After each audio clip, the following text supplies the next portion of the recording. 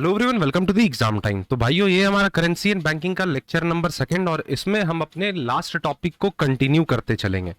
Last video में हमने start किया था यूनिट नंबर 1, जिसमें हमने बहुत सारे बेसिक चीज जाने, जैसे कि बार्टर सिस्टम क्या होता है, मनी के बारे में हमने इंफॉर्मेशन कलेक्ट किया, फिर वेरियस स्टैंडर्ड्स को हमने डिस्कस किया। उसी सीक्वेंस में आज हम लोग जानेंगे मनी प्रॉपर क्या होता है और इससे रिलेटेड सारे वो कंसेप्ट जिससे क्वेश्चंस बनने के एग्जाम में चांसेस होते हैं, उसको हम लोग डिस्कस करते चलने वाले हैं। तो बिना किसी देरी के अपने आज के सेशन को स्टार्ट करते हैं।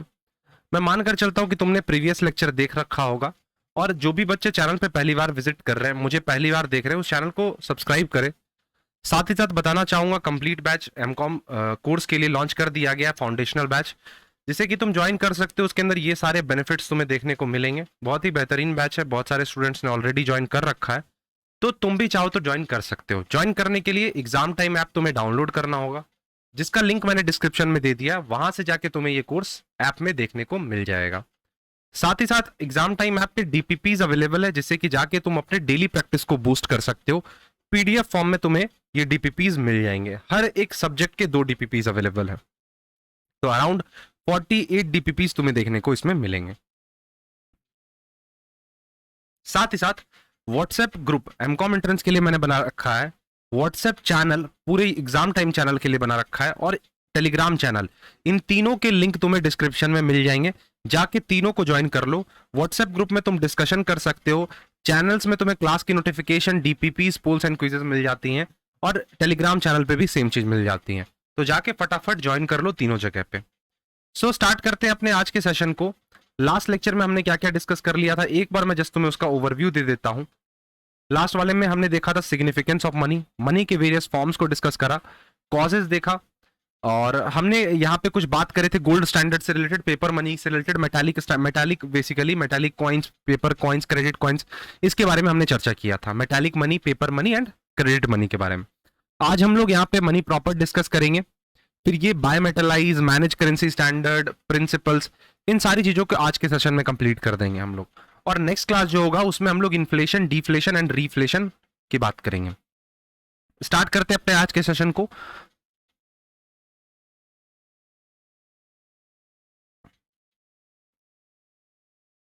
तो हम लोग बात करने वाले हैं मनी प्रॉपर की। मनी प्रॉपर से तुम क्या समझते हो? आसान भाषा में अगर तुम्हें मैं समझाऊं, वो सारे पैसे जो कि अभी हमारे भारत में एक्टिव सर्कुलेशन में है और उसको मीडियम ऑफ एक्सचेंज की तरह एक्सेप्ट किया जा रहा है, उसको हम लोग मनी प्रॉपर बोलते हैं। इसके अंदर वो सारे करेंसी नोट्स आ जाएंगे, वो सारे कॉइन्स आ जाएंगे जो कि हमारी सरकार इशू करती है या फिर आरबीआई इशू करती है, जिसे कि हम सेंट्रल बैंक बोलते हैं। तो money proper refers to money that is in active circulation within a country. It is widely acceptable as a medium of exchange. It includes currency notes and coins जो कि किसी central authority जैसे कि सरकार या फिर central bank के द्वारा इशू की गई हो।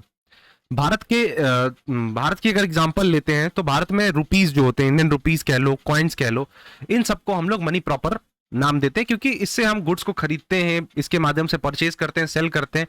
तो ये कह सकते हो कि लीगल टेंडर की तरह काम करता है। मतलब इसके एक्सेप्टेंस को कोई भी डिनाई नहीं कर सकता है। अगर मैं दुकान पे 500 का नोट लेके जा रहा हूं और मैं कुछ सामान परचेज कर रहा हूं, तो अगर सामने वाला मतलब जो शॉपकीपर है अगर उसे डिनाई करता है एक्सेप्ट करने से, तो मैं उसके खिलाफ लीगल एक्शन ले सकता हूं, क्योंकि आप लीगल टेंडर को एक्सेप्ट करने से मना कर रहे हो। ठीक है, तो ये एक यूनिट ऑफ अकाउंट को सर्व करता है। मतलब इसके थ्रू हम किसी भी गुड्स एंड सर्विसेज के वैल्यूज को मेजर कर सकते हैं। और अगर तुम लास्ट देखो तो ये स्टोर करता है वैल्यू को, मतलब स्टोर ऑफ वैल्यू से कंसिडर करते हैं। मतलब हम चाहे तो इसे स्टोर करके इन फ्यूचर यूज कर सकते हैं किसी भी पर्पस के लिए। तो ये 3 इससे कैरेक्टरिस्टिक्स होते हैं कि ये लीगल टेंडर की तरह काम करता है। It serve as a unit of account, it is a store of a value. तो तुम समझ पा रहे हो कि यहाँ पे मैं क्या कहना चाह रहा हूं। नेक्स्ट तुम देखोगे कमोडिटी मनी और रिप्रेजेंटेटिव मनी, दोनों यहाँ पे अलग अलग टाइप्स के मनी होते हैं। कमोडिटी मनी वैसे मनी होते हैं जिसकी जो इंट्रिंसिक वैल्यू होती है वो इक्वल होगा जिस चीज से वो बना होगा। हमने लास्ट में भी डिस्कस किया था ये। मतलब फेस वैल्यू जो होगा वो बराबर होगा जिस मटेरियल से वो चीज बनकर आया है। ठीक है, इसके 2 पार्ट्स होते हैं, सॉरी एक part full bodied money. Full bodied money मतलब जिसका जो वैल्यू है मटेरियल का जिससे वो बना है वो इक्वल रहेगा उसके परचेजिंग पावर से, उसी को हम लोग बोल सकते हैं। जैसे कि गोल्ड कॉइन्स, सिल्वर कॉइन्स, लेकिन कॉपर कॉइन्स के केस में ये चीज नहीं होता है, वो तुम्हारे वहां पे फेस वैल्यू उसके इंट्रिंसिक वैल्यू के बराबर नहीं होता है। आगे अगर हम लोग बात करें रिप्रेजेंटेटिव मनी की, तो रिप्रेजेंटेटिव मनी वैसे मनी होते हैं जिसके की जो वैल्यू जो है, जिस चीज से बना है, उससे ज्यादा वो दिखाए। ठीक है, जैसे अगर पेपर की बात करें, तुम पेपर पे देखते हो, पेपर जिस चीज से बना है, हमारे जो पेपर नोट्स आते हैं 2000 के आते हैं, 500 के आते हैं, 100 के आते हैं, 10 के, 20 के, 50 के, 200 के, तो क्या वो पेपर के इक्वल वैल्यू में आता है? क्या पेपर तुमको लगता है 2000 रुपए लगता होगा, इस पेपर का 2000 कॉस्टिंग होगा एक पीस ऑफ पेपर का? Answer is no. ठीक है, नेक्स्ट तुम देखोगे legal tender money. Legal tender money वैसे मनी होते हैं जो कि लॉ के द्वारा, सरकार के द्वारा लीगली सर्कुलेट किए गए हैं और उसके एक्सेप्टेंस को कोई भी डिनाई नहीं कर सकता है। डिस्कस अभी ही किया था। लेकिन ऑप्शनल मनी की अगर बात की जाए तो सामने वाला व्यक्ति चाहे तो ये उस पर डिपेंड करता है कि वो उसे एक्सेप्ट कर रहा है या फिर उसके एक्सेप्टेंस को वो रिफ्यूज कर दे रहा है। फॉर एग्जाम्पल, दुकान पे ले जा रहे हो और तुम दुकान वाले को 500 का सामान खरीद के चेक दे रहे हो तुम, तो हो सकता है कि वो चेक के एक्सेप्टेंस को डिनाई कर दे। बैंक ड्राफ्ट तुम दे रहे हो तो हो सकता है वो चीज वो एक्सेप्ट ना हो सकता है, क्या वो जनरली एक्सेप्ट करेगा ही नहीं। तो ऑप्शनल मनी है, ये डिपेंड करता है सामने वाले पे कि क्या वो उस चीज को एक्सेप्ट कर रहा है या फिर नहीं कर रहा है। तो ये हमारा किस में आ जाएगा? ऑप्शनल मनी में आ जाएगा। अब अगर तुमसे मैं बताऊं यहाँ पे मॉनेटरी स्टैंडर्ड की, तो पेपर स्टैंडर्ड और मेटालिक स्टैंडर्ड आ जाता है हमारा। पेपर स्टैंडर्ड में फ्री और मैनेज्ड तुम्हें याद रखते चलना है। मेटालिक में मोनोमेटालिज्म और बायमेटालिज्म। जब बात करें मोनो की तो मोनो में सिल्वर और गोल्ड दोनों ही आ जाते हैं। मोनो का मतलब भी होता है सिंगल मेटल, क्या मैंने बोला? सिंगल। लेकिन जब बात आती है बाई की, तो यहां पे दो मेटल्स के कॉम्बिनेशन से बना होता है। तो ये चीज तुम्हें याद रखते हुए चलना है। तो अगर बात करें मॉनेटरी स्टैंडर्ड की, तो मॉनेटरी स्टैंडर्ड वो रूल्स हैं, वो पॉलिसीज हैं जो कि एक कंट्री इस्तेमाल करती है to manage their money supply and currency in the economy. कि कैसे हमारी इकोनॉमी में करेंसी जो है वो सर्कुलेट हो रही है, कैसे पैसे हमारे इकोनॉमी में सर्कुलेट हो रहे हैं, किस बेसिस पे मनी को वैल्यू किया जा रहा है, वो सब कुछ मॉनेटरी स्टैंडर्ड के थ्रू पॉसिबल हो पाता है। अगर बात की जाए पेपर स्टैंडर्ड की, तो पेपर स्टैंडर्ड में यहाँ पे जो इंट्रिंसिक वैल्यू होता है, जाहिर सी बात है वो ज्यादा, मतलब इंट्रिंसिक वैल्यू कम होती है as compare to their face value. अब इसमें तुम्हें क्या देखते हुए चलना है? पेपर स्टैंडर्ड के अंदर फ्री और मैनेज देखते हुए चलना है। In this type of paper standard the currency जो है वो फ्रीली कन्वर्टेबल होती है और it can be exchange without strict control. मतलब यहाँ पे सरकार का इंटरफेरेंस ना के बराबर होता है। किसी भी टाइप का रेस्ट्रिक्शन, थोड़ा बहुत तो रेस्ट्रिक्शन यार होगा ही, लेकिन 90% रेस्ट्रिक्शन तो यहाँ पे देखने को नहीं मिलते हैं। लेकिन जब बात आती है मैनेज्ड की, तो मैनेज्ड जाहिर सी बात है, नाम से ही समझ आ रहा है कि ये सरकार के द्वारा, कानून के द्वारा रेगुलेट की जाएगी। हर एक मेजर लिए जाएंगे। इन केस इन्फ्लेशन के सिचुएशंस आते हैं, डिफ्लेशन के सिचुएशन आते हैं, तो उस वक्त पे सरकार तुम्हारे करेंसी को कंट्रोल कर सकती है। तो फ्री जहां पे कोई भी रेस्ट्रिक्शन ना हो, मैनेज जहां पे सरकार का इंटरफेरेंस हो सकता हो। उसमें इंटरेस्ट रेट को एडजस्ट करना, प्रिंटिंग को, नोट्स को प्रिंट करने को कंट्रोल करना, ये सारी चीजें आ जाती हैं। बात अगर की जाए मेटालिक स्टैंडर्ड की, तो जाहिर सी बात है जिस चीज से बना हो, जिस मेटल से बना हो, उसकी वैल्यू इक्वल हो। तो मेटालिक की अगर बात करें तो यहाँ पे सिल्वर और गोल्ड तुम्हें देखने को मिल जाएंगे। तो अगर तुम यहाँ पे देख रहे होगे, तो मेटालिक की अगर मैं बात करूं तो यहाँ पे मोनोमेटालिज्म जो है ये एक मेटल से मिलकर बना होता है, या फिर सिल्वर से या तो बन जाएगा या तो गोल्ड से बन जाएगा। लेकिन अगर बात की जाए हमारे बाई मेटालिज्म की, तो यहाँ पे दोनों ही, चाहे गोल्ड ले लो चाहे सिल्वर ले लो, मतलब दो चीज, बाय मतलब दो। तो यहां पे तुम समझ पा रहे हो कि मोनो कैसे यहाँ पे सिंगल करेंसी, सिंगल मेटल का इस्तेमाल करता है और बाय कैसे दो मेटल का इस्तेमाल करता है। तो दोनों में बस इतनी चीजें याद रखनी है। अब दोनों ही लीगल टेंडर होना आवश्यक हो जाता है। ऐसा नहीं है कि आपका एक लीगल टेंडर होगा और दूसरा लीगल टेंडर नहीं होगा, तो वो बाय मेटलिज्म का सिचुएशन क्रिएट नहीं कर पाएगा। तो ये चीज ध्यान में रखते हुए चलना है। नेक्स्ट तुम यहाँ पे देख लो, सिल्वर स्टैंडर्ड की बात की जाए तो सिल्वर स्टैंडर्ड वो मॉनेटरी सिस्टम है जहां पे किसी भी कंट्री के करेंसी का जो वैल्यू है वो सिल्वर के टर्म्स में डिफाइन किया जाता है। मतलब जो भी मॉनेटरी यूनिट होगी वो किस में डिफाइन की गई होगी? सिल्वर में होगी। जो भी कॉइन्स होंगे वो किसके बने होंगे सर? सिल्वर के बने होंगे। यहाँ पे सिल्वर के ट्रेड पे कोई भी रेस्ट्रिक्शन देखने को नहीं मिलता है। हिस्ट्री की बात की जाए तो पुराने जमाने में बहुत ज्यादा इसको एक्सेप्ट किया जाता था। इंडिया 1835 से लेके 1893 तक सिल्वर स्टैंडर्ड पे रहा था। इस पीरियड के दौरान इंडियन रुपी जो थी वो डिफाइन की गई थी एक स्पेसिफिक अमाउंट ऑफ सिल्वर के टर्म्स में, और उसको as a medium of exchange इस्तेमाल किया जाता था। इतना ही हिस्ट्री याद रखना है। लेकिन जब बात हम करते हैं गोल्ड स्टैंडर्ड की, तो गोल्ड स्टैंडर्ड भी एक टाइप का मोनोमेटालिक स्टैंडर्ड ही कह सकते हो, जहां पे सिंगल मॉनेटरी टर्म्स कहां पे डिफाइन होते थे, गोल्ड्स के टर्म्स में।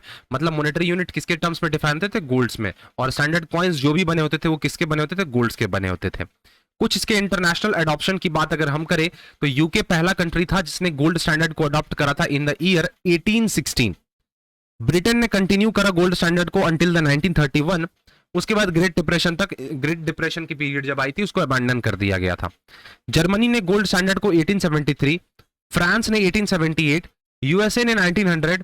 और अगर तुम देखोगे तो मोस्टली देखा जाए तो गोल्ड स्टैंडर्ड जो थी 1936 तक हर एक कंट्री से डिप्रेस्ड हो चुकी थी, डिसअपियर्ड हो चुकी थी। मतलब कंप्लीटली इसको खत्म कर दिया गया था, क्योंकि बहुत सारे economic political challenges, great depression के पीरियड्स, बहुत सारे इश्यूज यहाँ पे अराइज हो रहे थे। तो उसी वजह से मेन रीजन कह सकते हो वही था हमारे गोल्ड स्टैंडर्ड को हटाने का। अब तुम्हें बताना है कि भारत ने कब अडॉप्ट करा था gold standard. 19 sorry, types of gold standard की बात करें तो पहला आता है गोल्ड करेंसी स्टैंडर्ड, दूसरा गोल्ड बुलियन स्टैंडर्ड, तीसरा आता है गोल्ड एक्सचेंज स्टैंडर्ड, फोर्थ बात करूं तो गोल्ड रिजर्व, और पांचवा गोल्ड पैरिटी। एग्जाम्स में क्वेश्चंस पूछे नहीं गए अभी तक, लेकिन प्रिपेयर्ड रहो क्योंकि इंपॉर्टेंस दिया जा सकता है इन सारे टॉपिक्स को। गोल्ड करेंसी स्टैंडर्ड्स की बात करें तो यहाँ पे जो हमारा गोल्ड क्वाइन होता है वो प्राइमरी करेंसी होता है। जितने भी वैल्यू होते हैं वो गोल्ड के टर्म्स में डिफाइन किए जाते हैं। मतलब गोल्ड को यहाँ पे गोल्ड कॉइन्स की बात कर रहा हूं, बेसिकली कॉइन्स। गोल्ड कॉइन्स को फ्रीली यहाँ पे इस्तेमाल किया जाता था डेली ट्रांजेक्शन्स में। बात अगर करें गोल्ड बुलियन स्टैंडर्ड की, इसमें पेपर मनी को सर्कुलेशन में लाया गया, लेकिन वो एक्सचेंज किए जा सकते थे for the gold upon the demand. जब डिमांड होगी तब आप जब चाहो पेपर मनी को गोल्ड के टर्म्स में एक्सचेंज कर सकते हो। कहने का मेरा मतलब है कि सर यहाँ पे गोल्ड जो था वो खुद से सर्कुलेट नहीं होता था इकोनॉमी में। एग्जाम्पल यहाँ पे देख सकते हो, हिस्ट्री दिया गया है कि ब्रिटेन और भारत ने गोल्ड बिलियन को कब अडॉप्ट किया था, 1925 में। इसने लोगों को अलाउ करा कि आप अपने पेपर मनी को कन्वर्ट कर सकते हो किसमें, गोल्ड बुलियन में, जब आपको जरूरत पड़ेगी, जब आपको नीड होगी उस चीज के। मतलब कहने का यह है कि गोल्ड करेंसी सर्कुलेशन में नहीं होती थी उस टाइम पे, गोल्ड कॉइन सर्कुलेट नहीं करते थे। गोल्ड एक्सचेंज की अगर बात करें तो इस सिस्टम में अगर तुम देखोगे तो gold coins do not circulate domestically, ये चीज याद रख लेना। इंस्टीड जो हमारी डोमेस्टिक करेंसी हुआ करती थी ना, उसको फॉरेन करेंसी से हम लोग बैक्ड आउट कर देते थे। मतलब पेपर करेंसी को हम लोग फॉरेन करेंसी में कन्वर्ट करते थे, बाद में जाके उस फॉरेन करेंसी को किससे बैक्ड होता था, गोल्ड से कन्वर्ट कर दिया जाता था। तो यहाँ पे डायरेक्टली नहीं किया जाता था, लेकिन इनडायरेक्टली यहाँ पे सर्कुलेशन में गोल्ड हमारा देखने को मिल रहा था, क्योंकि यहाँ पे हम डोमेस्टिक करेंसी जो भी हमारा हो उसको हम फॉरेन रिजर्व्स में बैक कर देते थे, और वो जो फॉरेन करेंसी था वो किससे बैक होता था, गोल्ड से बैक होता था। तो इनडायरेक्टली अगर तुम देखो तो हमारी जो गोल्ड करेंसी है वो ही घूम रही है। मैकेनिज्म की अगर बात की जाए तो ये ऐसे स्टैंडर्ड्स थे जो कि रिलाई करते थे किसमें, फॉरेन एक्सचेंज रिजर्व पे। एक कंट्री की फॉरेन एक्सचेंज रिजर्व कितनी है उस पर डिपेंड करता था कि हमारा गोल्ड एक्सचेंज स्टैंडर्ड सर्कुलेट होगा या फिर नहीं होगा। डोमेस्टिक करेंसीज को डायरेक्टली कन्वर्ट नहीं किया जाता था गोल्ड में, लेकिन इसको एक्सचेंज करते थे हम लोग सबसे पहले किसमें, फॉरेन करेंसी में। उसके बाद हम लोग उस फॉरेन करेंसी को गोल्ड से बैक्ड करते थे। एक बार आसान भाषा में हम लोग यहाँ पे समझने की कोशिश करते हैं कि हमारी जो करेंसी होती थी, जो करेंसी सर्कुलेशन में है हमारी, जो भी करेंसी सर्कुलेशन में, सबसे पहले इसको हम लोग क्या करते थे, जो भी फॉरेन करेंसीज है, फॉरेन रिजर्व्स है हमारे पास,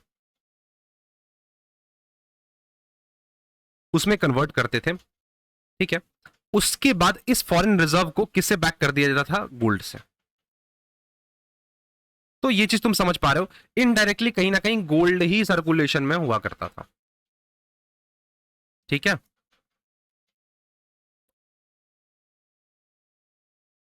अगर यूजेस की बात की जाए तो ये कॉमनली अर्ली 20th सेंचुरी में देखा गया था कि ये इसलिए इस्तेमाल किया जाता था ना कि इंटरनेशनल ट्रेड को स्टेबलाइज किया जा सके। मतलब जो हमारी ट्रेड होती थी दो कंट्रीज के बीच में, उसमें एक स्टेबलाइजेशन रखा जा सके, उनके करेंसीज में स्टैंडर्ड रखा जा सके। ऐसा नहीं कि यूएस ज्यादा अपना डोमिनेटिंग पोजीशन दिखाए in comparison of other countries. तुम्हें भी पता है यूएस डॉलर हमेशा स्ट्रांग रहा है दूसरे कंट्रीज के कंपैरिजन में, तो उस टाइम पे वो मिसयूज कर सकता था। गोल्ड रिजर्व स्टैंडर्ड की बात करें तो ये थोड़ा रिफाइंड वर्जन है किसका, गोल्ड एक्सचेंज स्टैंडर्ड का, जहां पे पेपर करेंसीज को डायरेक्टली किससे बैक कर दिया जाता है, गोल्ड रिजर्व से। उसमें हमने क्या देखा था, फॉरेन करेंसी से बैक करते थे। इसमें क्या कर रहे हो सर, इसमें गोल्ड रिजर्व से डायरेक्टली बैक करते रहो। ज्यादा समझाने की जरूरत नहीं है इसमें। गोल्ड पैरिटी की अगर बात की जाए तो यहाँ पे किसी भी कंट्री के करेंसीज के जो वैल्यू होती थी वो गोल्ड से रिलेटेड होती थी, लेकिन जो एक्सचेंज रेट होते थे वो कौन मैनेज करता था? आईएमएफ मैनेज करता था। ये स्टैंडर्ड जो है अलाउ करता है ज्यादा फ्लेक्सिबिलिटी को, कि आप चाहो तो जब भी चाहो अपने मॉनेटरी पॉलिसी में चेंजेस कर सकते हो, क्योंकि यहाँ पे आईएमएफ मेजर रोल प्ले कर रही है, इंटरनेशनल मॉनेटरी फंड। चलो, अभी तक सारी चीजें क्लियर हुई होंगी, उस चीज को एक बार याद कर लेना, जितनी भी चीजें मैंने अभी 15 मिनट के अंदर तुम्हें पढ़ाई। अब हम लोग स्टार्ट करने जा रहे हैं अपने नए टॉपिक को, जो कि हमारा क्या है? Paper money. इंपॉर्टेंट है एग्जाम पॉइंट ऑफ व्यू से। पेपर मनी सबसे पहले तुम्हें, अगर मैं हिस्ट्री की बात करूं तो पेपर मनी सबसे पहले चाइना में सर्कुलेट हुआ था। इससे रिलेटेड हम लोग अगर हिस्ट्री जानने की कोशिश करें तो मैंने शायद तुम्हें बताया था लास्ट लेक्चर में, ये देखो हिस्टोरिकल कंटेक्स्ट। चाइना पहली कंट्री थी जिसने पेपर करेंसी को इंट्रोड्यूस किया था ड्यूरिंग द टैंग डायनेस्टी, 618 से लेके 907 एडी तक। ये वाइडली जो है काफी ज्यादा पॉपुलर हुआ। फिर उसके बाद सॉन्ग डायनेस्टी में गया 960 से लेके 1279 एडी तक। फिर उसके बाद धीरे धीरे भारत में आया बैंक ऑफ बंगाल, जो था ये पहला बैंक था जिसने पेपर नोट्स को इशू करे थे इन द ईयर 1806। इसी के बाद से हमारे भारत की इकोनॉमी में paper currency, paper notes circulation में आए थे। तो इस चीज को जरूर से जरूर याद रख लेना, जो भी चीजें मैंने बताई अभी हिस्ट्री है, पूछा जा सकता है। बात अगर करें पेपर मनी की तो जाहिर सी बात है तुम्हें ये चीज पता होगा। इस इमेज से तुम देख के समझ पा रहे हो कि कैसे पेपर मनी के हिस्ट्री को यहाँ पे डिपिक्ट किया गया है। अलग अलग कंट्रीज के पेपर नोट्स को ब्रिटिशर्स के टाइम में कैसे हमारे पेपर नोट्स होते थे वो दिखाए गए हैं। और इतना तो हमें पता होना चाहिए कि पेपर नोट्स पेपर से ही बनेंगे। भारत में कहाँ कहाँ पेपर नोट्स प्रिंट होते हैं ये भी मैंने लास्ट लेक्चर में तुम्हें बता दिया था। Paper money refers to currency जो कि इशू किए जाते हैं सेंट्रल अथॉरिटी के द्वारा। टिपिकली सेंट्रल बैंक वो होते हैं, और ये किसी भी फिजिकल कमोडिटी से बैक्ड नहीं होता है। गोल्ड स्टैंडर्ड में हमने क्या देखा था कि वहां पे बैकअप तैयार किया जाता था, लेकिन पेपर मनी के केस में ऐसा कुछ भी नहीं होता है। सेंट्रल बैंक की अगर हम लोग बात करें, इशूड बाय सेंट्रल बैंक, आप इसको मेटल्स में कन्वर्ट नहीं कर सकते हो। इसमें एक चीज यहां तुम्हें समझते हुए चलना है, not convertible into any metal unlike earlier forms of money, जिसको कि आप एक्सचेंज करते थे a set of amount of a gold और सिल्वर।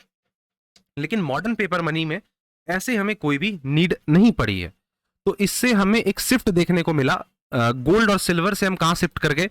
मैनेज्ड करेंसी स्टैंडर्ड पे, या फिर जैसे कि हम लोग फियाट स्टैंडर्ड भी बोलते हैं या फियाट मनी भी बोलते हैं। इसका मतलब यह है कि वैसे मनी जो कि सरकार के रेगुलेशन के द्वारा डिराइव हुई हो। The value of Fiat currency is based on the trust in the governments ability and maintain economy. तो टोटली यहाँ पे किस पे डिपेंड, हम डिपेंड हो चुके हैं, सरकार पे डिपेंड हो चुके हैं। मतलब यहाँ पे सरकार की एबिलिटी पे देखा जाता है कि ये करेंसी सर्कुलेट करेगी या फिर नहीं करेगी। पेपर मनी के यहाँ पे कुछ टाइप्स हैं। पहला तुम देख पा रहे हो रिप्रेजेंटेटिव पेपर मनी, वैसे पेपर मनी जो कि फुल्ली बैक्ड अप है किसी प्रीसियस मेटल से, रिजर्व से। अब देखो वहां पे कन्वर्टेबल पॉसिबल नहीं है, कन्वर्ट नहीं किया जाता, लेकिन यहां पे गारंटी दी जा रही है कि सरकार को उतना रखना पड़ेगा। कैरेक्टरिस्टिक्स की अगर बात की जाए तो it holds intrinsic value and it exchange on a fixed quantity of a gold. Convertible की बात करें तो ये पार्शियली गोल्ड रिजर्व से बैक्ड होता है, ऐसा नहीं कि फुल पोर्शन बैक्ड होगा यहाँ पे। लेकिन यहाँ पे आप क्या कर सकते हो, गोल्ड्स में एक्सचेंज कर सकते हो एक सर्टेन पोर्शन को। तो इससे ज्यादा इसमें याद नहीं रखना है। नॉन कन्वर्टिबल, जिसमें आप बैक्ड नहीं कर सकते हो अपनी करेंसी को गोल्ड्स के टर्म्स में, सोनली आप यहाँ पे गवर्नमेंट के क्रेडिट पे ही डिपेंड करोगे, गवर्नमेंट के ट्रस्ट पे ही डिपेंड करोगे। तो यहाँ पे कोई भी प्रॉमिस नहीं होती, कोई भी गारंटी नहीं होती कि आप पेपर मनी को कन्वर्ट कर सकते हो। ठीक है, जैसे मॉडर्न करेंसी, जैसे यूएस डॉलर के केस में चीज देखा जाता है, यूरो के केस में देखा जाता है, अपने भारत के रुपये में देखा जाता है, ये नॉन कन्वर्टेबल होती है। इसको आप as a medium of exchange तो यूज करते हो, लेकिन ये बेस्ड किस पे होते हैं? गवर्नमेंट के ट्रस्ट पे, not based on a physical commodity like gold and silver. समझ गए ना कि क्या कहने का मेरा मतलब है। फियाट मनी की बात करें तो फियाट मनी क्या है? नॉन कन्वर्टेबल मनी है, वही मॉडर्न मनी जो कि इशू किया जा रहा है without any backing by the reserve. It is typically introduced by the time of emergency such as war, economic crisis, इन सब चीजों में इशू किया जाता है। कैरेक्टरिस्टिक्स एक बार रीड कर लेना। चलो, प्रिंसिपल मोस्ट इंपॉर्टेंट हो जाते हैं एग्जाम पॉइंट ऑफ व्यू से। बहुत पहले सीयूसीटी जब होता था तब पूछा गया था। प्रिंसिपल्स, दो प्रिंसिपल याद रखने, करेंसी प्रिंसिपल याद रख लेना और दूसरा बैंकिंग प्रिंसिपल याद रख लेना। करेंसी प्रिंसिपल क्या कहता है कि आप जो भी यहाँ पे करेंसी, आपके जितने भी यूनिट्स होंगे करेंसी के, वो 100% बैक्ड होने चाहिए किसी मेटालिक रिजर्व से। अब वो मेटालिक रिजर्व या तो गोल्ड हो सकते हैं या तो सिल्वर हो सकते हैं। इस आइडिया के पीछे इस पॉइंट के पीछे ये आइडिया रहा था कि हमारी जो इकोनॉमी है, वो जब हमारी इकोनॉमी में जो भी करेंसी सर्कुलेट करेगी वो फुल्ली सपोर्ट की जाएगी किसी ना किसी मेटालिक प्रीशियस मेटल से। This principle is based on maintaining strict control over the money supply, preventing inflation, जो कि इन्फ्लेशन को कंट्रोल करेगा और ये इंश्योर करेगा कि हमारी जो करेंसी है वो स्टेबल है।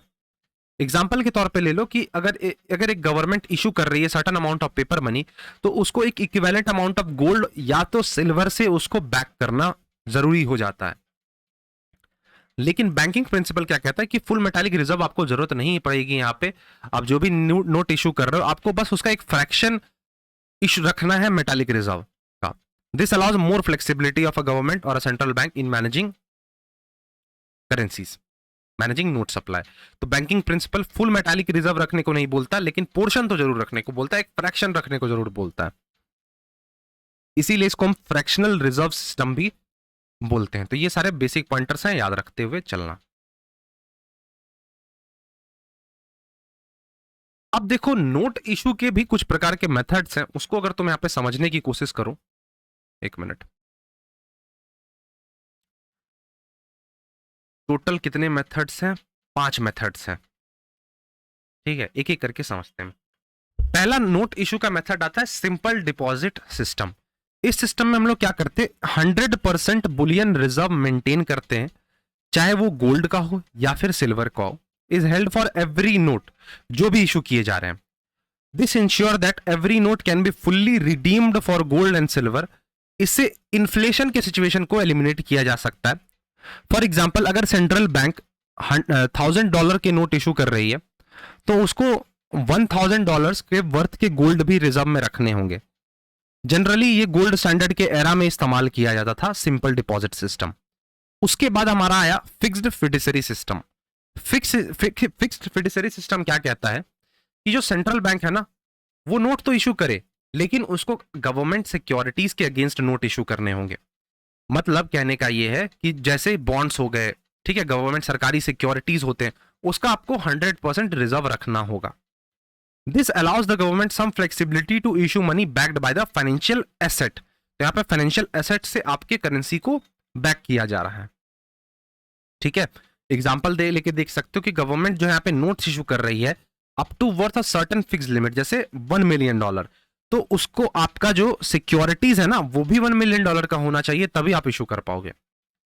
मैक्सिमम फिडेंशियरी सिस्टम का बात अगर हम लोग यहां पे करें, तो ये सिस्टम अलाउ करता है without the fully banking by the gold और अदर प्रीसियस मेटल्स। कहने का मतलब है यहां पे एक मैक्सिमम लिमिट सेट कर दिया जाता है। मैक्सिमम लिमिट मान लो यहां पे $2 मिलियन मैंने सेट कर दिया। अब 2 मिलियन तक मैं बिना किसी बैकअप के नोट्स इशू कर सकता हूं। लेकिन जैसे इस लिमिट को मैं क्रॉस करूंगा, मुझे उसके बाद बैकअप्स रखने होंगे। ठीक है, बस इतनी सी कहानी है मैक्सिमम फिडेंशियरी सिस्टम की। तो याद होना चाहिए कि मैक्सिमम फिडेंशियरी सिस्टम क्या कहता है कि आप नोट इशू करो without full banking by the gold, लेकिन आपको एक मैक्सिमम लिमिट तक ये चीज कर पाओगे। जैसे ही आप मैक्सिमम लिमिट क्रॉस करते हो, उसके बाद आपको यहां पे बैकअप्स तैयार करने होंगे। प्रोपोर्शनल रिजर्व सिस्टम की बात करें तो प्रोपोर्शनल रिजर्व सिस्टम थोड़ा सा यहाँ पे अलग सिचुएशन बन जाता है। प्रोपोर्शन की बात हो जाती है, यहाँ पे एक फिक्स्ड प्रोपोर्शन हो जाता है, जैसे 40% या 50% कह सकते हैं कि आपको इतना अमाउंट गोल्ड रिजर्व से बैकअप कर लेना, और जो रिमेनिंग नोट्स हैं वो आप चाहो तो गवर्नमेंट सिक्योरिटी से भी बैकअप कर सकते हो। फॉर एग्जाम्पल 40% आपने गोल्ड से बैकअप कर लिया और बाकी के 60% आप गवर्नमेंट सिक्योरिटी से बैकअप कर सकते हो। तो ये चीज आपको यहाँ पे देखते हुए चलना है, इसलिए नाम दिया गया प्रोपोर्शनल। तो यहाँ पे चीजों को आप क्या कर रहे हो, बाइफरकेट कर दे रहे हो, 2 प्रोपोर्शन में बांट दे रहे हो कि आधा हम 40% हम गोल्ड से इशू कर रहे हैं, बाकी के 60% हम गवर्नमेंट सिक्योरिटीज के माध्यम से कर रहे हैं। और लास्ट अगर हम लोग बात करें मिनिमम रिजर्व सिस्टम की, तो इस सिस्टम में सेंट्रल बैंक जो होती है उसको एक मिनिमम स्टैट्यूटरी रिजर्व मेंटेन करना होता है। किसका? गोल्ड का या फिर फॉरेन करेंसी का। 2 वर्ड मैंने यूज किया यहाँ पे, गोल्ड और foreign currency. But beyond that, इसके बाद आप क्या कर सकते हो, unlimited amount of currency issue कर सकते हो। मतलब एक स्टैट्यूटरी रिजर्व आपने सेट कर दिया कि हमारे पास इतने गोल्ड कॉइन्स पड़े हैं, इतने फॉरेन करेंसीज पड़े हैं। अब इसके बाद हम जो नोट्स इशू करेंगे, हम फ्रीली इशू कर सकते हैं। तो कहने का बस इतना मतलब है। सेंट्रल बैंक जो है वो मेंटेन मिनिमम रिजर्व कितना, $200 मिलियन गोल्ड्स में, बट ये जो है पेपर करेंसी इशू कर सकती है बियॉन्ड दैट लिमिट। ठीक है, क्लियर? इतनी सी कहानी थी। सो एंड करेंगे अपने आज के क्लास को। आज के क्लास के लिए इतना ही रखते हैं। जो भी बच्चे इंटरेस्टेड हैं इस कोर्स के लिए, जाके जल्दी से फटाफट ज्वाइन करो, प्रिपरेशन को आसान बनाओ। बेहतरीन फीचर्स अवेलेबल हैं इस कोर्स के अंदर। साथ ही साथ डीपीपीज भी अवेलेबल है, वो भी चाहो तो तुम प्रैक्टिस कर सकते हो। अगर तुम्हें कोई भी जानकारी चाहिए, डाउट्स हैं, क्वेरीज हैं, तो दिए गए नंबर पे तुम कॉन्टैक्ट कर सकते हो और कमेंट सेक्शन में भी अपने ओपिनियंस रख सकते हो। सो एंड करते हैं अपने आज की इस क्लास को। मिलते हैं नेक्स्ट क्लास में, तब तक के लिए thank you, bye bye and take care.